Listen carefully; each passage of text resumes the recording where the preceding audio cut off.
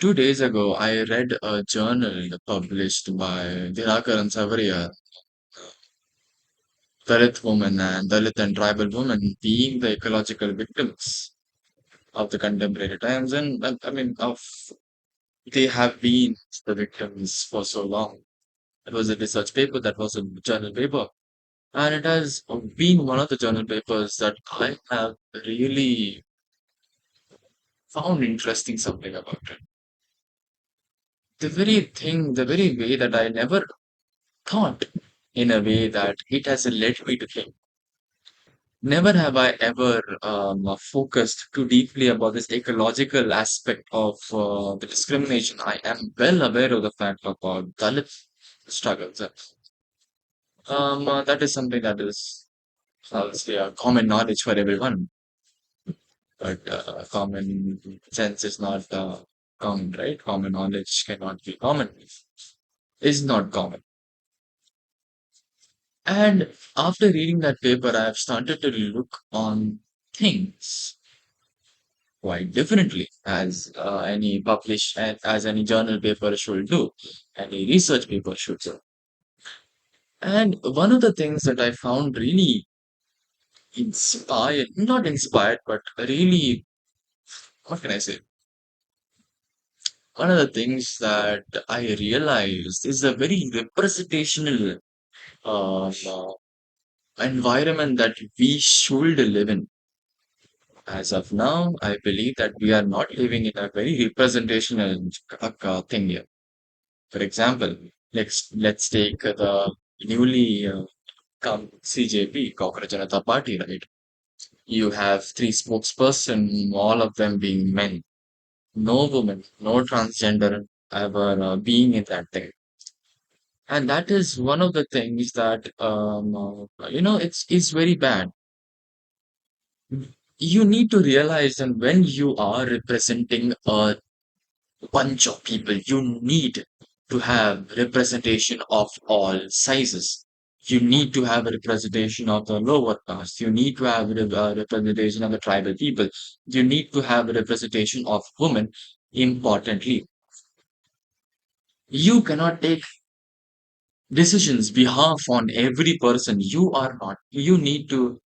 I believe this is an aspect where you need to have where you need to have humility on aspects like this.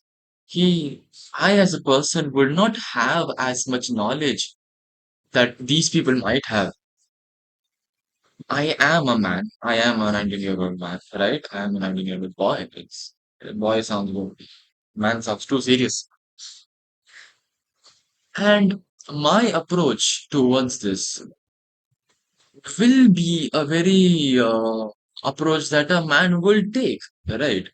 But when compared to an approach where a woman will take, compared to an approach where a transgender will take, compared to a approach that any what's that depressed class will take, is very different. That is why whenever you are the policy makers, you need to have representation of all kinds. That is one thing that I have uh, understood. Now, there is one thing that not connected to this, but one thing that I've realized is a very men-centric view that Catholic society has. I am a Catholic, by the way. And I know, let me tell you now only that I do not have as much knowledge about why there are so men-centric view of. There may be some reason. If there isn't, I'll come and talk about it then. At least about priests, I understand, right? About priests, that it is a tradition that is followed. So, okay, nice. But right now, my opinion is that why wouldn't you want a woman to come into the very councils, the economical councils that Catholics have? The council held in Carthage, the council held in here and there. So there are many councils, and I do not think so that women participate. And I think that it joins towards the very research paper that the very journal that Dinakaran has written. The aspect, the perspective that that he talks about the Samaritan woman in the Bible. So, if I were to summarize this, then Samaritan in the story of Samaritan woman, Jesus sits beside the well, and there a Samaritan woman comes. So there is a long feud between Samaritans and Jews.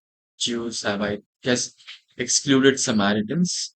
For comparison, let's just take how Pakistanis and Indians are, right? All having bad blood with each other, sorry, against each other, against each other. And I think so that well was not supposed to be only for that. That well was only supposed to be for Samaritan women.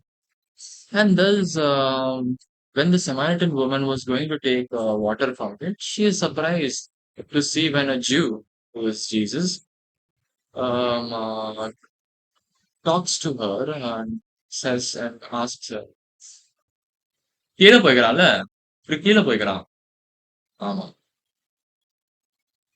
and she is surprised whenever she is surprised when she is asked by Jesus, who was a Jew, that for what?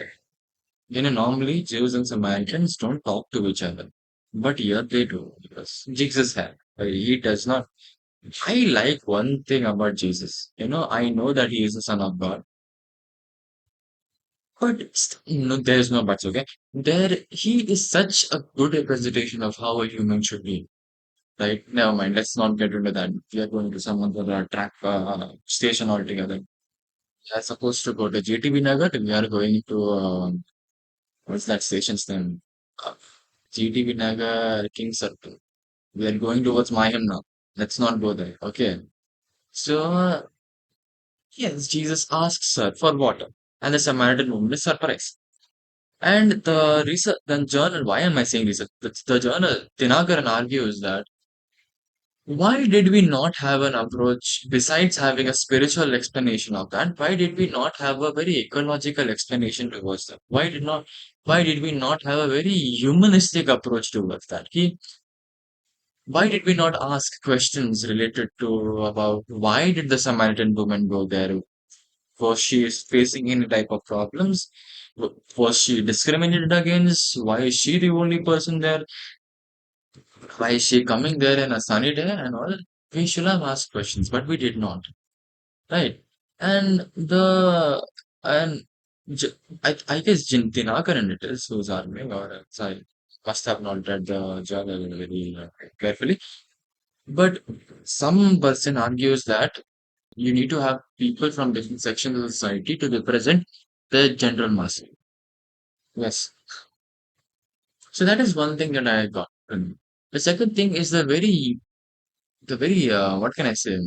The weight of women in aspects such as water and the very discriminatory behavior towards against women and all against women. Yes, that is something that I have got to that I've realized now.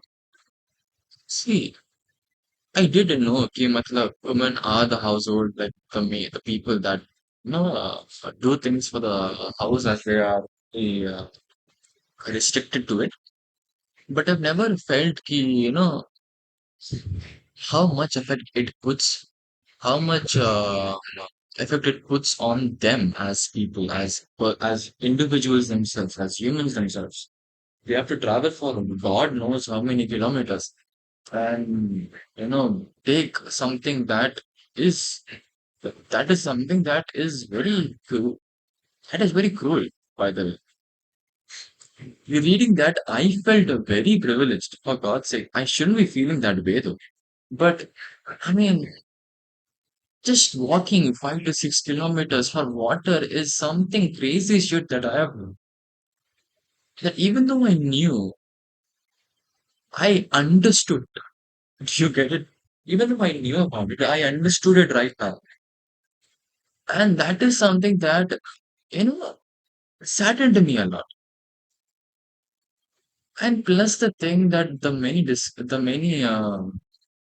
derogatory behaviors that upper caste people do towards these women.